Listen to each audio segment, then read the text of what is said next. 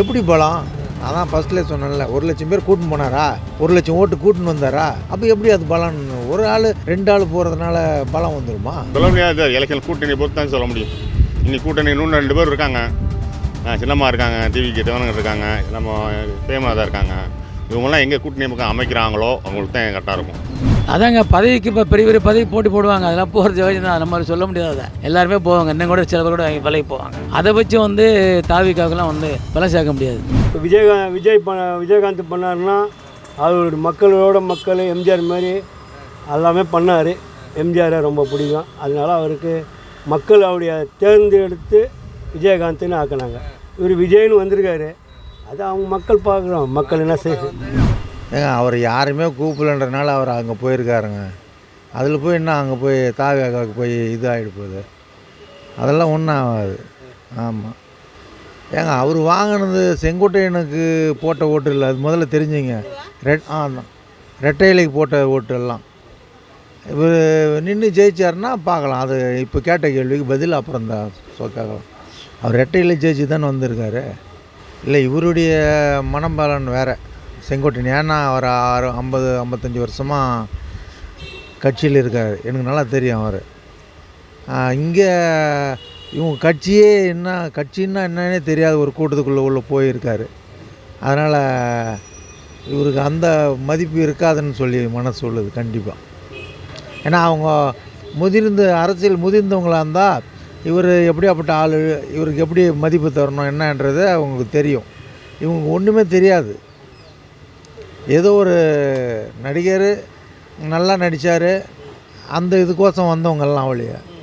இவங்களுக்கு கொள்கையே இன்னும் இவர் அறிவிக்க மாட்டேன்றாரு, அப்புறம் எப்படி அதை பற்றி சொல்ல முடியும்? அதனால் இவருக்கு அங்கீகாரம் கிடைக்காதுன்னு சொல்லி தெரியுது எனக்கு. இவர் ஒரு படையோடு போகல, அது முதல்ல தெரிஞ்சுங்க. திருப்பூர் மாவட்டம், கோயம்புத்தூர் மாவட்டம், ஈரோடு மாவட்டத்துலேருந்து ஒரு 1,00,000 பேரை கூட்டுன்னு அவர் ஒன்றும் போய் சேரலை. செங்கோட்டையன் மட்டும்தான் சேர்ந்துருக்காரு. அப்போ அந்த படையோடு சேர்ந்துருந்தால் தான் இவருக்கு நல்ல மவுசு இருக்குதுன்னு சொல்லி சொல்லலாம். ஒரு ஆள் போகிறான், அது மவுசு இருக்காது இல்லையா? செங்கோட்டையன் மட்டும்தானே போயிருக்காரு. அதிமுக பின்னாடி இருக்க போகிறதில்ல, அது சுத்தமாக காலி ஆகிடுச்சு. அதுக்குன்னா பின்னாடி இருக்க போகுது. அவங்க தான் தூள் உடைச்சிட்டாங்களே பிஜேபி. பிஜேபி தூள் உடைச்சாச்சு இல்லை. இப்போ அங்கே பேச்சு, அவங்க ஒரு பேச்சு பிஜேபியினுடைய பேச்சு கேட்குறதுனால அதிமுக பலம் இழந்து கொண்டே வருது. அதனால் இவர் போனது ஒன்றும் இல்லை, அதிமுகவுக்கு பலம் குறைஞ்ச மாதிரி இல்லை. ஆமாம், கட்சி மீறினார்னா தவறு பண்ண ஒரு சூழ்நிலை வந்துச்சுன்னா கட்சி நீக்கிறது முறை தானே. யானி இல்லை யாருக்கு? விஜய்க்கு பலங்கீனம் தான் இருக்கும். ஆமாம் எப்படி பலம்? நான் தான் ஃபஸ்ட்லேயே சொன்னேன்ல, 1,00,000 பேர் கூட்டின்னு போனாரா, 1,00,000 ஓட்டு கூட்டின்னு வந்தாரா, அப்போ எப்படி அது பலம்? ஒரு ஆள் 2 ஆள் போகிறதுனால பலம் வந்துடுமா? யார் தாவேக சொல்லுதா? இவர்னால 28% அதிகம் ஆகிக்குதா? அப்போ அவங்க என்ன வச்சுருந்தாங்க இது வரைக்கும்? ஓட்டு பர்சன்டேஜ் அவங்ககிட்ட என்ன இருந்துச்சு, அதை அறிவிக்கணும் இல்லையா? இவர் 28% செங்கோட்டையன் போனால இப்போ இருக்க அதிமுக வைக்கிறது 10 வருமா 7 வருமானு சூழ்நிலை இருக்கும்போது தனிப்பட ஒரு செங்கோட்டையன் போனால் 28% வந்துடுமா? சும்மா தமாசெல்லாம் பண்ணக்கூடாது. கண்டிப்பாக இல்லவே இல்லை. கூட திமுகவுக்கு ஒன்று கொஞ்சம் பலம்தான். ஆமாம், அதிமுக கிட்ட செங்கோட்டையன் இருந்த இதில் அந்த குறிப்பிட்ட ஒரு 8 எம்எல்ஏ ஈரோடு, திருப்பூர், கோயம்புத்தூர் இது சுற்றியில் ஒரு 10 எம்எல்ஏக்குள்ளே இருக்குன்னு வச்சுங்களேன். அந்த ஆட்கள்லாம் செங்கோட்டை நல்லா தெரியும், அதிமுக தெரியும். இவர் அங்கே போனதுனால அவங்கெல்லாம் செங்கோட்டையை நம்பி ஓட்டு போடுவாங்களான்றது இல்லவே இல்லை. ஆமாம், அதுதான் சொல்கிறேன்ல, 1,00,000 பேர் கூட்டின்னு போய் சேர்ந்துருந்தாருன்னா திமுக கொஞ்சம் என்னடா அது தலைவலி, புது தலைவலின்னு சொல்லி திமுக நினைக்கும். பிஜேபி அடடா என்னடா கொஞ்சம் ஓட்டெல்லாம் போன மாதிரி தெரியுதுன்னு சொல்லி அவர் நினைப்பாங்க. எடப்பாடியும் அப்படி தான் நினைப்பாங்க. சரி, அப்போ அந்த அணில் குஞ்சுங்களாம் கொஞ்சம் இது தாறுமாறாக தேவையில்லாதெல்லாம் பேசுகிறாங்க இல்லையா, அவங்கெல்லாம் 3வது ஆள் 4வது ஆள் ஆக்கி விட்டு இவங்கெல்லாம் சேர்க்கட்டும், நல்லது தான், ஒன்றும் தப்பு இல்லை. எடப்பாடி கூட நீங்கள் சேர்த்துக்கலாம். ஆனால் எடப்பாடி முதலமைச்சர் பதவிக்கு அப்புறம் தருவீங்களா? 10ஓடு 11 தான் நினைப்போம். ஆமாம். என்ன பலத்தோடு போயிருக்காரு அவர்? செங்கோட்டையன்ற ஒரு தனிப்பட்ட மனுஷன் தானே போயிருக்காரு. என்ன பலத்தோடு போயிருக்காரு? நான் அதான் மறுபடியும் கேட்குறேன். அவருக்கு தானே இருந்தது. இப்போ அது ஒன்றும் குறைஞ்சின்னு சொல்ல முடியாது. செங்கோட்டையன்னா எம்ஜிஆர் காலத்துலேருந்து இருந்தார் தான் நான் சொல்ல முடியும். அவர் கூட போன பலத்தோடு ஓட்டுகளோடு போனால் மட்டும்தான் அவருக்கு பலம். ஒண்டியாக போனால் பலம் இல்லை. அது பின்னாடி தான் சொல்ல முடியும். எப்படின்னா கூட்டத்தோடு போயிருந்தால் அது அவருக்கு கொஞ்சம் பலமாக இருக்கும். ஒரு 20 பேர் தாவேக்கா இருக்கிறாங்கடா, இவர் ஒரு 5 பேர் கூட்டின்னு வந்திருக்காரு, நல்ல பலமான பவர்ஃபுல்லான நல்ல ஓட்டுக்களை சேகரிக்கக்கூடிய ஒரு 25 பேர் 5 பேர் கூட்டின்னு போயிருந்தால் கூட அது தாவேக்காவுக்கு பலம்தான். இங்கே 28% எந்த ஸ்டேஜில் சொல்கிறீங்கன்னு எனக்கு தெரியல. அவங்களுக்கு இருக்கிற குறைஞ்சி இப்போது 12-15க்குள்ளே தான் இருக்கும் அதிமுகவுக்கு அந்த பலம் இருக்கும்போது தனிப்பட்ட ஒரு செங்கோட்டையனுக்கு எப்படி நீங்கள் 28% பலன்னு சொல்கிறீங்க? அப்படி ஒன்றா கொண்டு போகலாமா வழியே முதலமைச்சரெல்லாம் கிட்ட நெருங்க முடியாது. ஏன்னா திமுககாரங்க நல்லா பண்ணின்னு வராங்க, குறை சொல்கிற முடியாத அளவுக்கு. அதிமுககாரன் தான் சொல்லுவான் வழியே, மற்ற கட்சிக்காரன் யாரும் குறை சொல்லலை. அதே மாதிரி தமிழகத்துக்கு கிடைக்கக்கூடிய நிதி நிலைமைகளெல்லாம் எதிர்த்து போகிறான்னு இல்லையா? விஜய் தமிழர் தானே, அதெல்லாம் எதுவும் செய்யலையே. அப்போ மக்களெல்லாம் அந்த பக்கம் தானே இருக்காங்க. திமுக பக்கத்தில் சண்டை போட்டாச்சும் எப்படியாச்சும் நம்மளுக்கு ஏதோ சேவை செஞ்சுன்னுக்கிறாங்க அப்படின்னு நினைப்பாங்க. திருப்தி இல்லாதனாலும் ஒரு இது இருக்குது திமுக மேலே மக்களுக்கு. அதனால் தைரியமாக திமுக வரும்னு நம்பலாம். தேங்க்யூ. இல்லை சார், மோடி வந்துட்டு தமிழ்நாட்டுக்குலாம் வந்துட்டு இப்போ நல்ல ஒரு அரசியலில் ஒரு மாற்றம் வரும்.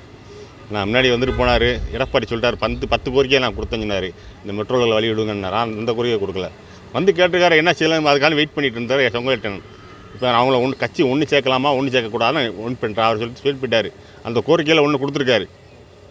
மோடி வந்துட்டு போனால் சொல்லிட்டாரு. சரி, அப்போ என்ன பண்ணிட்டாரு, இவங்களோட விஜய் வந்து அவங்களோட இதாக இருக்காங்க. யாரோட இருக்குது சார், இது கட்சி அரசியல் சார், இது அரசியல் ராஜதந்திரங்க. அது நல்லா கிடங்க, அரசியல் ராஜதந்திரம். அது நான் வந்துட்டு போனோன்னா இப்போ வச்சு மாற்றிட்டார். இவங்க பிஜேபியோட பி டீம்ங்கிறாங்களே, தற்கூரிகளை வந்து பி டீமுங்கிறாங்கள, அது மாதிரி ஒரு பி டீமில் சேர்ந்துருக்காரு. தேர்ந்து பண்ணி அவங்கள எதாவது என்ன திமுக வந்து இன்னொரு திமுக வந்து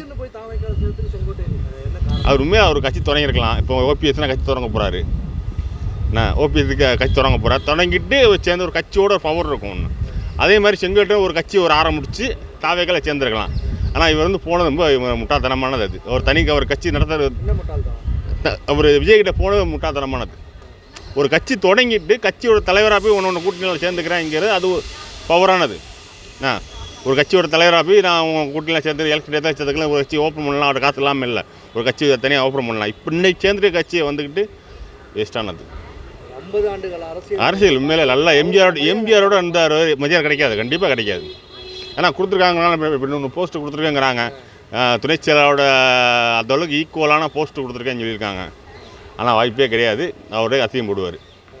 அதனால துண்டை கூட இப்போ சமயத்தில் இவர் துண்டை போட்டுனா இப்போ வேணாஞ்சியில் கழட்டி தூக்கி எறிஞ்சிட்டார்.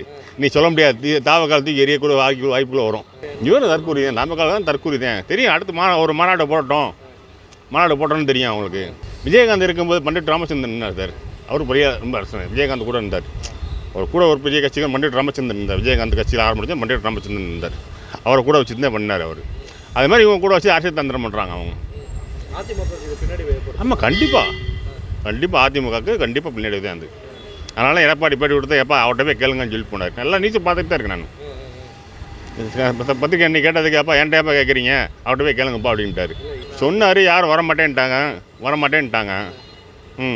வரமாட்டேன். அவர் எடப்பாடி நான் தனியாக முதலமைச்சராக இருப்பேன். ஏற்கனவே ஓபிஎஸ் இருந்தார், 2 தடவை 3 தடவை ஓபிஎஸ் இருந்தார். ஜெயலலிதா அம்மையார் நம்பி முதலமைச்சர் பதவியை கொடுத்தது ஓபிஎஸ்கிட்ட கொடுத்தாங்க.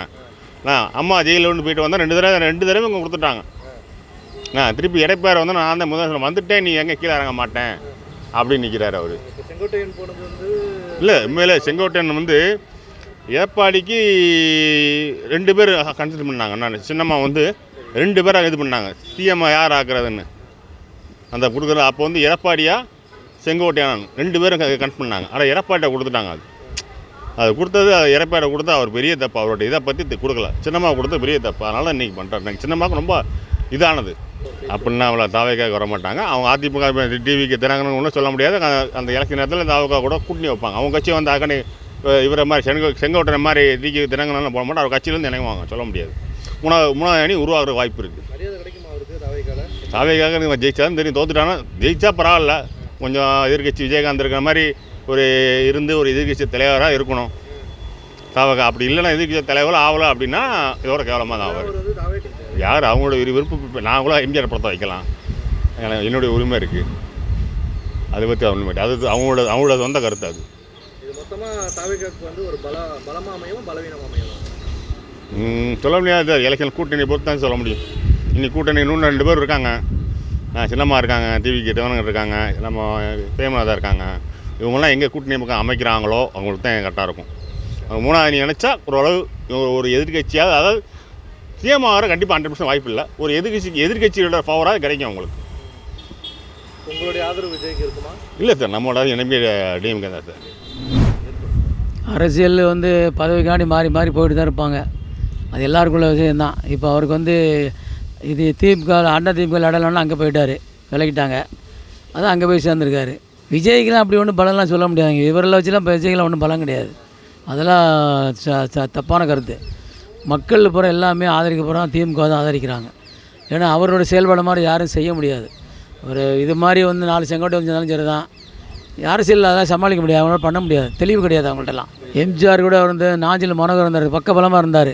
அவர் இப்போ அந்த கட்சி விழுந்துருச்சா?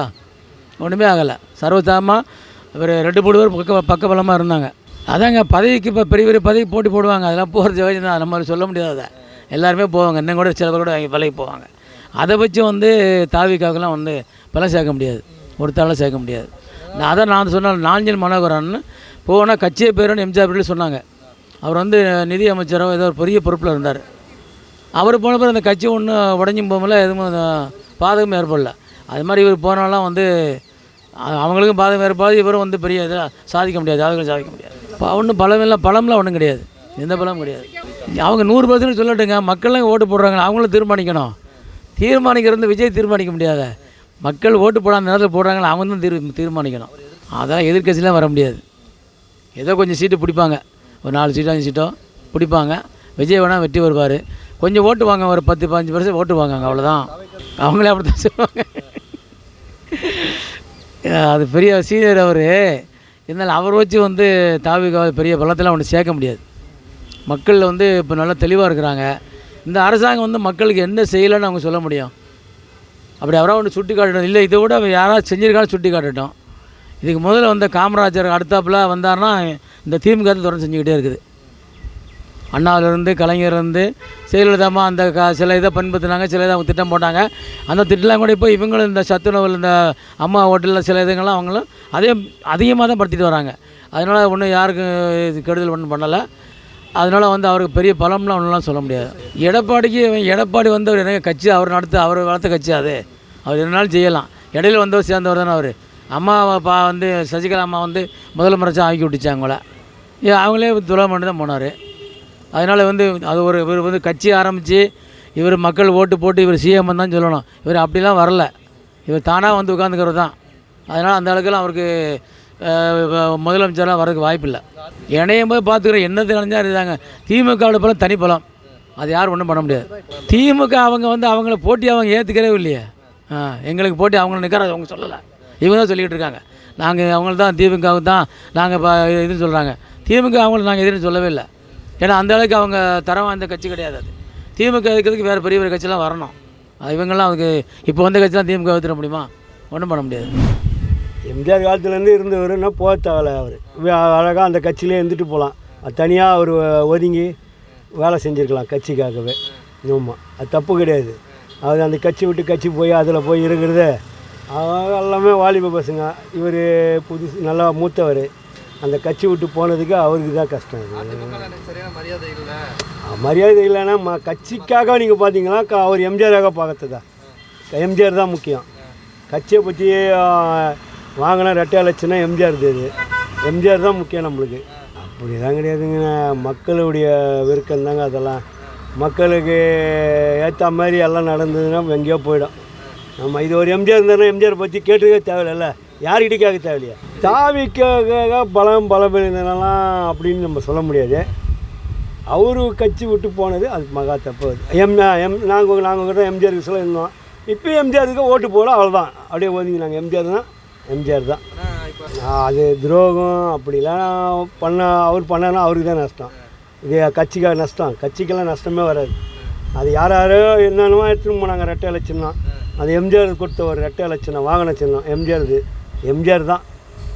அதுதான். அப்போ அவர் எடப்பாடி அவரும் அந்த அளவுக்கு கோபப்படாம பார்த்து செஞ்சுருக்கலாம். செங்கோட்டையன் தாவேக்காவுக்கு போனது அவங்களுக்கு ஒரு பலன்ட்டு சொல்கிறாங்க. அப்படி பலன்றது எதிர்பார்த்தீங்கன்னா இப்போ எல்லாருமே கட்சி ஆரம்பித்து எல்லாருமே பண்ணுறதெல்லாம் பலனாக கிடையாது. இப்போ விஜயகாந்த் பண்ணாருன்னா அவருடைய மக்கள் எம்ஜிஆர் மாதிரி எல்லாமே பண்ணார். எம்ஜிஆரை ரொம்ப பிடிக்கும். அதனால அவருக்கு மக்கள் அவருடைய தேர்ந்தெடுத்து விஜயகாந்த்னு ஆக்கினாங்க. இவர் விஜய்னு வந்திருக்காரு. அது அவங்க மக்கள் பார்க்குறோம். மக்கள் என்ன செய்ய அமைச்சர் பதவியை கொடுத்து அவர் அழகு பார்த்தாங்க. இங்கே தாவேக்கால அவருக்கான மரியாதை கிடைக்குமா? அது கிடைக்கும். எப்படிங்க கிடைக்கும்? அது சின்ன பசங்க எல்லாமே வாலிப பசங்க. இவர் வயசானவர், வயசுலாம் மூத்தவர் 2வது. இவர் சொல்கிறத கேட்பாங்களா? சொல்லுங்கள். அப்போ இப்போதைக்காக யாரும் நிறைய பேர் சின்ன பசங்களாம் வீட்டில் சொல்கிறது நிறைய கேட்கல. ஏகப்பட்ட பேர் பார்த்துருக்கோம். நம்மளே சரியானா அவர் பண்ணாருன்னு நம்ம அதை சரியும் தப்புன்னு சொல்ல முடியாது. அவர் போனது தப்பு தான். அதுதான் எம்ஜிஆராகவே இருந்திருக்கணும்.